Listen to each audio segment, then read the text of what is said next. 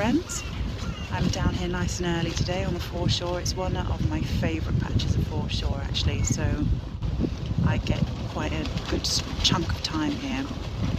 And the sun is in the sky, it's looking gorgeous. I'll just turn the camera around to show you.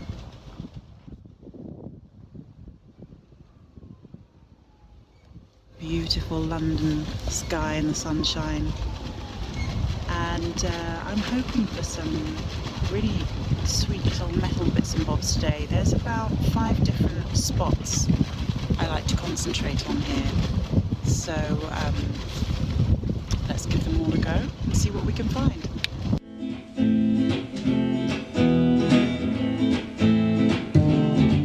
I know you guys are a bit fascinated with these and you might want to see some being found. So there you are. A little Thames garnet. Try and catch the light on it. Thames pins. So pins and garnets just here where I'm looking. Now my friend Flo finds her daughter Cecilia, who is a little mudlark, she found the most enormous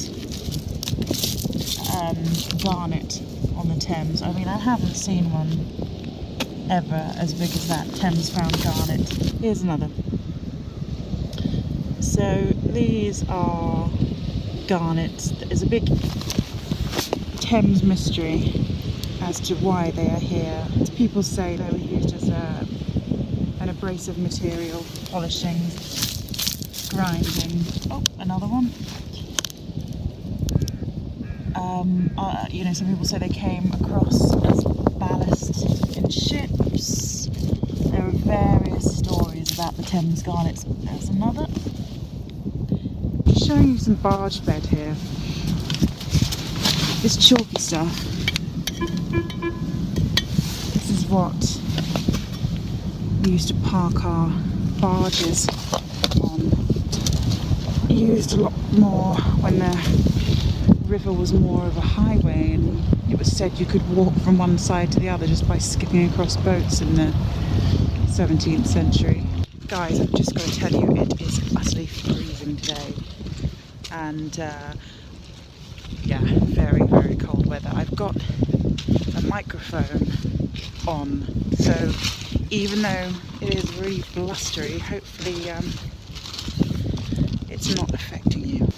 Hello, this is future me talking to past me, and I've got some advice for you. Shortly, the wind is going to pick up and your audio is going to go. So, despite buying an external microphone, well done, listening to your viewers, very good, you didn't bank on the wind being quite so apocalyptic, and neither did you bank on the iPhone having 3 internal microphones that don't switch off when you use your external microphone. How you're going to fix this is by using your footage that you filmed down on the foreshore, but you're going to have some voiceovers. So here I am doing my voiceover as the wind just got far too windy. Now, what do we have here? This is a pipe bowl.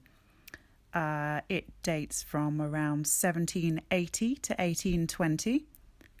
And as you can see on the sides, it has this lovely decoration, which is some people describe as ridges, but actually its correct name is gadrooning. And gadrooning is any kind of rounded decoration which acts as a sort of a ridge or a divider.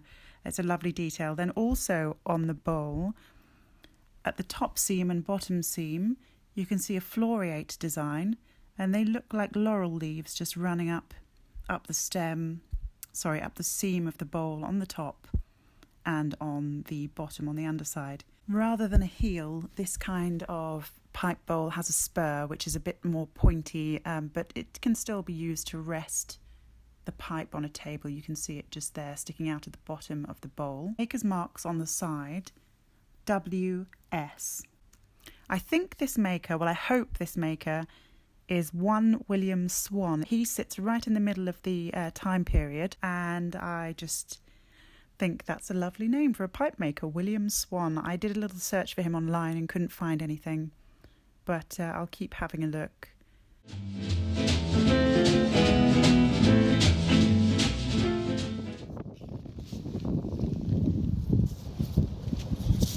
Possibly from a Bartman jar, Bellarmine jar. Bartman jars feature a bearded character, a wild man of the woods type character.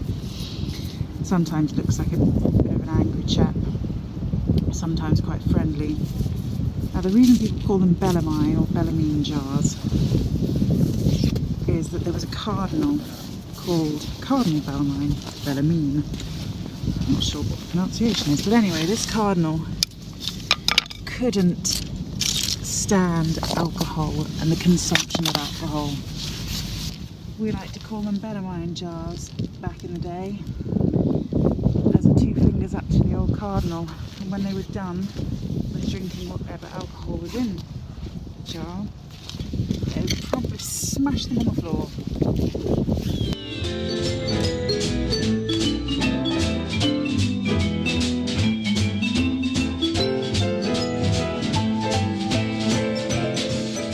Aha! What looks like a coin. Damn your eyes to hell. It's not a coin. Actually, an interesting thing about it is this little mark here. It's a broad arrow stamp used by the military and the government to denote their property. So that's a broadhead arrow on there. So that's a government nail. I've just found something here. This here, some kind of strainer.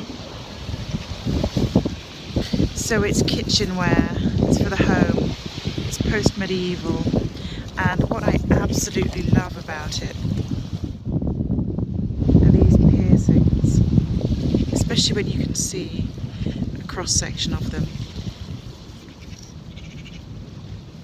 And you can just imagine the person, the potter who made this, piercing the clay before firing with a long, steel, pokey needle rod thing. I just love that. It's something that someone has made by hand hundreds of years ago to cook meals with. And here it is.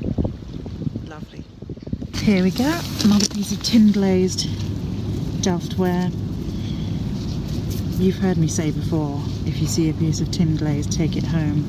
I think we've moved on slightly. We can probably leave this little chunk here for someone else. And there's another piece of salt glazed pottery. And that's the inside of it there.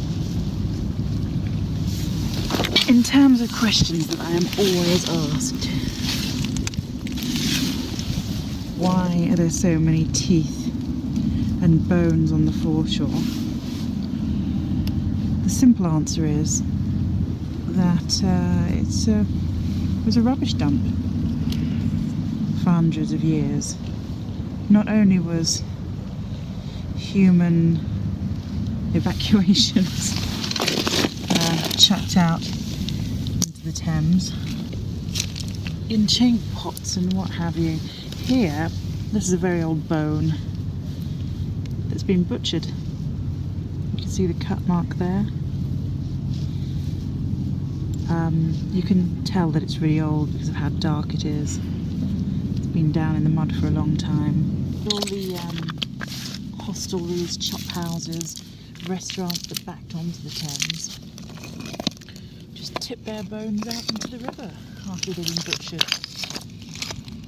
What I find really strange is I tend to go through phases of things. It's like my eyes become accustomed, more alert to certain things. Now this here, any guesses? That is it's a partial knit comb, lice comb. Thicker tines on one side and very narrow ones on the other. to scrape through hair and catch any of those nasty little nits.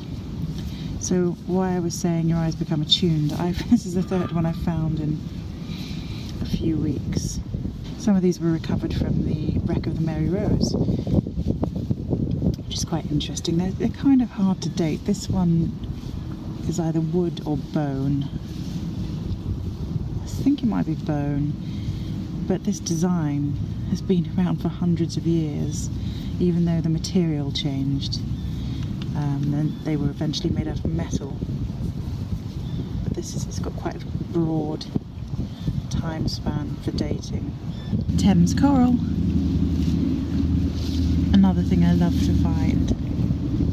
This stuff, not native to our shores here, comes over, or came over, as ballast, ship's ballast, to steady the ship. Obviously this is tiny, it would have been a much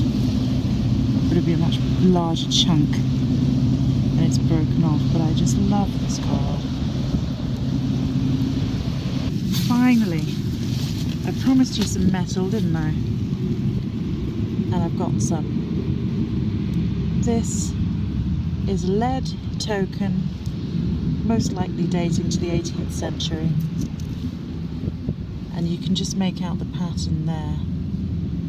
I've got a few with this pattern on.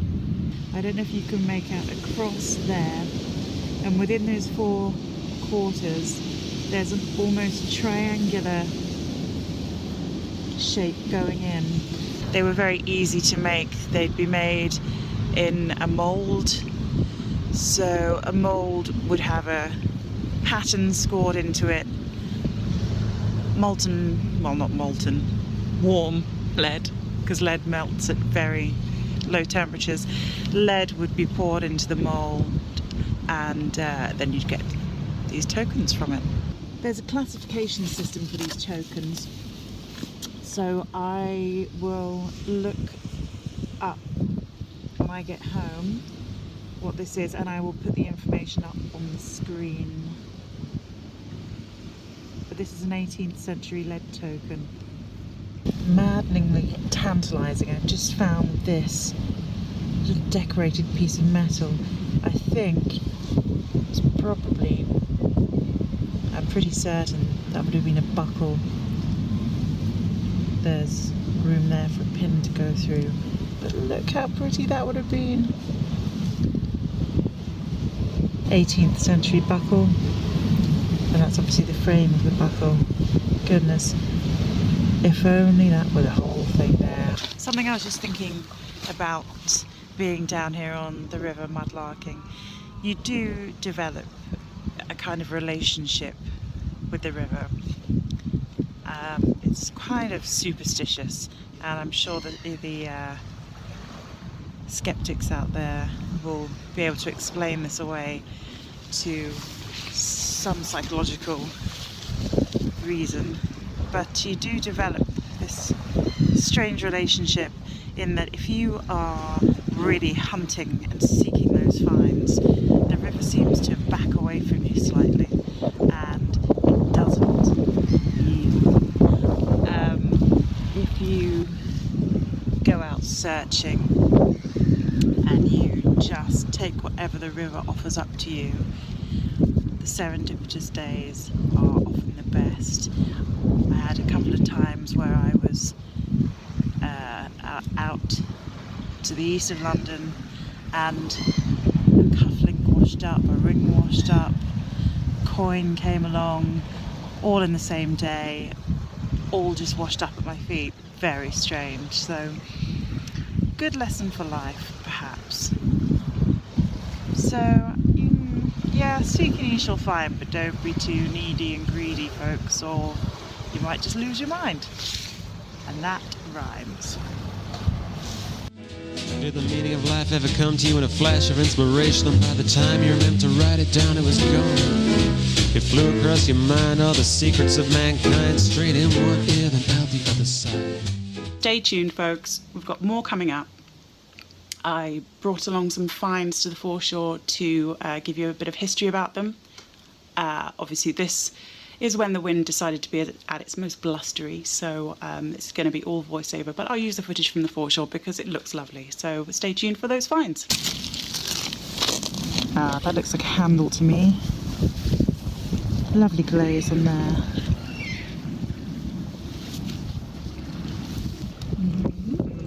Yeah, handle of some kind of vessel.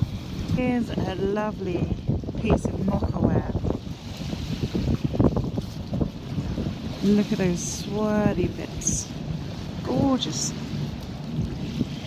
Glazed on the inside too. I'll put some information on the screen up about mockaware.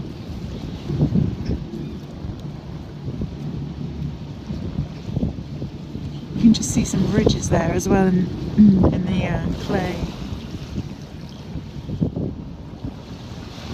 Gosh, that's lovely. I've either completely abandoned my wits due to it being so cold, or could it be that this here is a fossil? I'm not a very fossily rocky person, so je ne sais pas. Can anyone tell me? The sun is indeed out, but it is still colder than a witch's TIT out here, so without further ado, I'm going to show you a couple of things I've brought along with me. It's voiceover me again, here I am, and I'm showing you the first of two finds that I've brought to the foreshore with me today. This is a pipe bowl, and the letters around it say A, O, F, B. There is an image underneath, a relief image of a pint of beer, ancient order of froth blowers. Also, next to it is a cufflink, also for the ancient order of froth blowers. I found these two finds just a week apart in completely different places. Froth blowers, it's a sort of a spoof organisation set up by a man called Bert Temple, who was given what he considered to be life-saving stomach surgery by a surgeon named Sir Alfred Fripp. Now, to show his appreciation of this life-saving surgery, he vowed to raise £100, which is equivalent to £5,602 today, for Fripp's children's charity. It was declared that all membership fees and fines of the order were sent to Sir Alfred and Lady Fripp for their wee waifs of the East End. The Order of Froth Blowers ran from 1924 to 1931.